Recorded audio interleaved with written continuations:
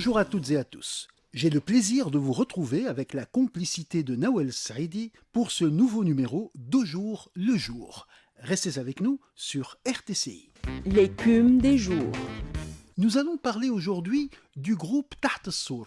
Taht Sour, qui est un groupe culturel des années 30, qui était installé dans un café qui portait le nom de Taht Sour. Eh bien, au lieu de parler uniquement de Taht Sour, je voudrais évoquer un autre groupe culturel qui se réunissait ailleurs, également dans un café du côté de Bab Mnara. Et ce groupe se nommait Taht Derbouz, car il y avait une balustrade, une rampe qui se nomme en langue tunisienne Derbouz, et les membres de ce groupe culturel, eh bien, ils s'installaient sous la rampe au café, d'où l'appellation du groupe Taht Derbouz. Les deux groupes étaient concurrents, un peu à l'image du Club africain et de l'Espérance, car l'un des groupes à Bab Mnara était plutôt proche de Bab Jdid et de la partie sud et ouest de la Médina, alors que l'autre groupe, celui de Taht Sour, se trouvait plutôt dans les parages de Bab Souiqa. Deux mouvements culturels importants dont la trace est restée vivante de nos jours encore grâce à plusieurs auteurs comme Ali Douaji ou encore l'Arbi Qabadou.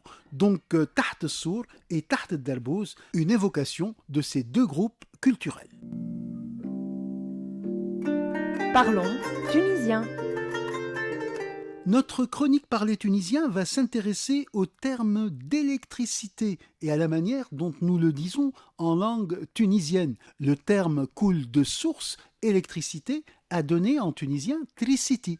Et ce terme est exactement un calque, en fait, il est issu très clairement d'électricité. Donc c'est ce mot tricity qui est utilisé et en même temps, ce mot de tricity a désigné pendant longtemps un jeu de cartes, un jeu de société qui était très usité dans les cafés. Et donc on jouait au tricity dans les différents cafés comme on joue aujourd'hui à la belote ou encore à la shkobba. Et donc tricity, c'est le terme à retenir aujourd'hui, c'est le terme qui désigne électricité et qui a désigné également un jeu de cartes qui n'est plus pratiqué aujourd'hui. Tricity dans le vocabulaire tunisien.